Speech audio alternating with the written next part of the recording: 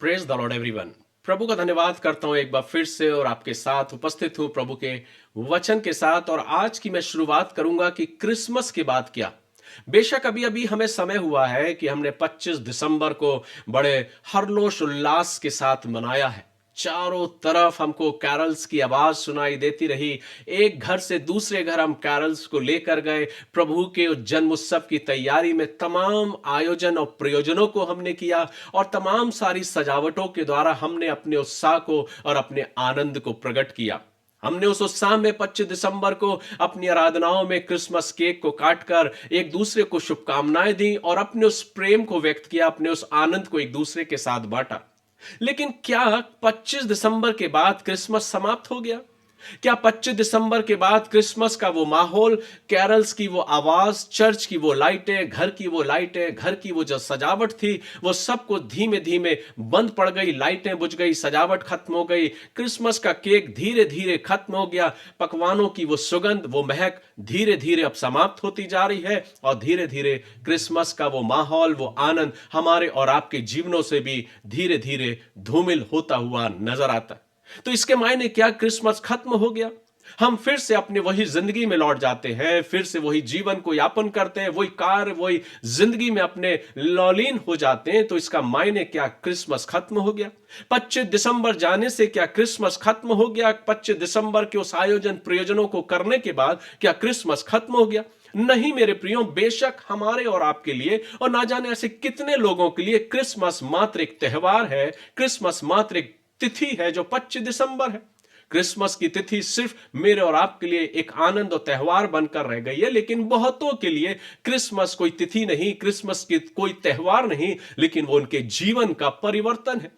हम और आप बेशक रुक सकते हैं, लेकिन प्रभु का वचन कहता है कि प्रभु नहीं रुका। जब हम परमेश्वर के वचन को पढ़ते हैं तो लूका रचित सुसमाचार उसके दूसरे अध्याय के 19वें पद में प्रभु का वचन कहता है कि मरियम इन सब बातों को अपने हृदय में रखकर सोचती रही। मसीह के उस आगमन के प्रति अब आगे परमेश्वर क्या कार्य करने जा रहा है, उस विषय में मरियम विचार करती रही। बेशक हमारे और आपके लिए क्रिसमस तो मात्र एक त्योहार है, क्रिसमस तो मात्र 25 दिसंबर की वो तिथि है। क्रिसमस की तिथि में, क्रिसमस के उस अवसर पर हम कैरल्स को, गीतों को गाए और गुनगुनाए और उन आवाज को चारों तरफ गूंजता हुआ देखा। लेकिन जैसे ही 25 दिसंबर खत्म हुआ, वो आवाज भी समाप्त हो गई, वो लाइटें भी बुझ गई और सब कुछ थमता हुआ नजर आ गया। और उसी थमते हुए जीवन में हम भी धीरे धीरे थमते हुए नजर आ जाते हैं। फिर वही जिंदगी, वही जीवन और वही विचारधारा में हम आगे बढ़ने लगते हैं। लेकिन इस भीड़ में कुछ ऐसे भी लोग हैं जिनके लिए क्रिसमस मात्र त्योहार नहीं, कोई 25 दिसंबर नहीं, आनंद का कोई वो ऐसा मौका नहीं कि सिर्फ 25 दिसंबर पर उनकी जिंदगी के नित्य पर्यंत तक चलता रहता है, उनकी जिंदगी के अंतिम क्षणों तक चलता रहता है। मैं बताना चाहता हूं कि प्रभु यीशु मसीह रुके नहीं। बेशक हम और आप रुक सकते, लेकिन प्रभु का वचन कहता है वो चरनी तक नहीं रुके, लेकिन वो चरनी के बाद आगे बढ़े। और वचन कहता है कि परमेश्वर की आत्मा में वो निरंतर बढ़ते गए और प्रभु का आत्मा उनके संग रहा और धीरे धीरे उन्होंने अपने जीवन में अपनी उस सेवकाई को किया। और जब वक्त आया तो वो कलवरी के क्रूस के लिए अपने आप को तैयार किया। उन्होंने कहा देखो अब मेरा समय आ चुका है, मेरा वक्त आ चुका है। बेशक हम क्रिसमस के इस आनंद के अवसर पर प्रभु के उस आने के मर्म को जरूर भूल सकते हैं, क्योंकि क्रिसमस तो हमारे लिए केक कटिंग और आनंद और कैरल्स तक ही सीमित रह गया है। लेकिन क्रिसमस बहुतों के लिए सिर्फ केक और उस लाइटों की सजावट और कैरल तक ही नहीं, लेकिन क्रिसमस का मायने जीवन का परिवर्तन है।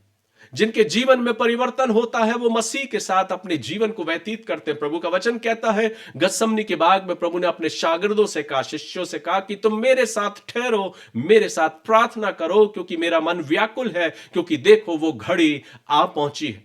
वो बार बार अपने शिष्यों को उठाता है, शिष्य गहरी नींद में सो जाते हैं, लेकिन वक्त आता है जब यीशु मसीह कहता देखो वो घड़ी आ पहुंची है, मेरा पकड़वाने वाला आ पहुंचा है और वो मुझे चूमा देकर पकड़वाएगा। और जैसा कहा गया वैसा ही हुआ। यहूदा इस्करियोती आता है, गतसमनी के बाग में प्रभु उसको चूमता है। लोग उससे पूछते हैं कि तू कौन है, यीशु नासरी कहां है? वो कहता अगर तुम मुझे ढूंढते हो तो इनको जाने दो। ये वही अर्थ था कि यीशु मसीह चरनी में इसलिए पैदा हुआ ताकि वो मेरे और आपके गुनाहों को अपने जीवन में ले ले, अपने ऊपर ले ले। और उन्हीं गुनाहों को उठाने के लिए प्रभु यीशु मसीह मेरे और आपके लिए बनकर इस दुनिया में एक इंसान बनकर आया, वो चरनी में जन्म लिया। बेशक आपके और हमारे लिए क्रिसमस प्रभु यीशु मसीह के जन्म तक सीमित है, लेकिन बहुतों के लिए क्रिसमस और जन्म के बाद कुछ और भी है। जैसे मरियम सोचती रही, हमें और आपको भी सोचने की आवश्यकता है। क्रिसमस सिर्फ चरनी तक ही ठहराव नहीं है, लेकिन चरनी के बाद वो यात्रा है, वो सेवा है, दूसरों की देखभाल है, जो प्रभु यीशु मसीह ने कहा किया। और उसके बाद अंतिम उसने क्रूस की उस यात्रा को किया। क्रूस पर अपने बाहों को फैलाकर, अपने सिर पर कांटों का ताज पहनकर, हाथों और पैरों में कीले ठुकवाकर, अपने सीने में उस भाले को लेकर अपने आप को एक बलिदान मेमने की तरह संपूर्ण मानव जाति के लिए पाप बलि मेमना बनकर अपने आप को परमेश्वर के सम्मुख अर्पित कर दिया। अब और कुछ करने की इंसान को आवश्यकता नहीं थी, अब और कोई बलिदान करने की जरूरत नहीं थी, क्योंकि स्वयं परमेश्वर, स्वयं प्रभु यीशु मसीह मेरे और आपके लिए अपने आप को बलिदान कर दिया, ताकि मैं और आप अपने जीवन में उस अनंत जीवन को पाने पाए और उस जीवन के द्वारा मेरा और आपका जीवन बदल सके। सो मेरे प्रियो, बेशक बहुतों के लिए आज क्रिसमस सिर्फ 25 दिसंबर एक त्योहार है, लेकिन इस भीड़ में कुछ ऐसे लोग भी हैं जिनके लिए तमाम उम्र, उनकी जिंदगी भर मसीह के साथ चलना है। क्या हम यीशु मसीह को या यीशु मसीह के साथ क्रिसमस तक ही चलना चाहते हैं, क्रिसमस की चरनी तक ही देखना चाहते, या यीशु मसीह के साथ कलवरी की उस गुलगुथा की उस पहाड़ी तक अपने आप को ले जाना चाहते, स्मरण करना चाहते कि उसने मेरे और आपके लिए क्या कुछ नहीं किया। जब मैं गुनहगार था, उसने मेरे और आपके लिए अपने आप को बलिदान कर दिया। वचन कहता है कि क्रिसमस उस कब्र तक जाता है जहां पर खाली कब्र नजर आती है, जिसमें यीशु मसीह को रखा गया। और वचन कहता है कि तीसरे दिन पौ फटते ही प्रभु यीशु मसीह कब्रों में से जीवित हुआ, लोगों के देखते देखते स्वर्ग पर चला गया, और उसने कहा जैसे मैं जा रहा हूं वैसे फिर वापस आऊंगा। तो क्रिसमस क्या सिर्फ तिथि है मेरे और आपके लिए, केक और कॉफी तक सीमित है, या त्योहार है, या मेरे और आपके लिए क्रिसमस प्रभु यीशु मसीह की दोबारा आगमन की तैयारी है? इसलिए आइए हम और आप अपने जीवन को तैयार करें क्रिसमस के उस माहौल में कि लाइटें बुझ गई, कैरल बंद हो गई तो क्रिसमस भी समाप्त हो गया, केक खत्म, कॉफी खत्म तो क्रिसमस समाप्त हो गया। नहीं मेरे प्रियो, हम उनमें से नहीं, हम उनमें से हैं जो निरंतर अपने जीवन में प्रभु के साथ चलने वाले हैं और प्रभु के दोबारा आगमन का इंतजार करते हैं, क्योंकि हमने सिर्फ क्रिसमस को सेलिब्रेट नहीं किया, लेकिन हमने अपने जीवन को परिवर्तित किया है। और उसके पीछे उद्देश्य यह कि जीवन के अंत पर्यंत तक, अंतिम सांसों तक मुझे और आपको मसीह के साथ चलना है। क्या आप तैयार हैं, या आपके लिए क्रिसमस मात्र सिर्फ त्योहार बनकर रह गया है? इसलिए आइए अपने आप को तैयार करें, प्रभु का धन्यवाद करो, प्रभु से कहें प्रभु मैं तेरे संग निरंतर चलना चाहता हूं, मैं सोचना चाहता हूं, विचार करना चाहता हूं, और मेरी जिंदगी आपके संग संग चलेगी ताकि मैं आपके साथ निरंतर पाए जाऊं। प्रभु आप सभी को आशीष दे मेरे प्रियो। मेरी प्रार्थना है कि प्रभु का अनुग्रह, प्रभु की आशीष आपके जीवनों में बहुत अधिकाई से होने पाए। God bless you. प्रभु आप सभी को आशीष दे। आइए हम प्रार्थना करें। प्यारे खुदावंद, बड़ी शुक्रगुजारी के साथ हम तेरे करीब आते हैं, धन्यवाद देते हैं कि आपने हमें से हर एक को यह अवसर दिया कि हम आपके जन्म उत्सव को बड़े उत्साह के साथ मनाने पाए।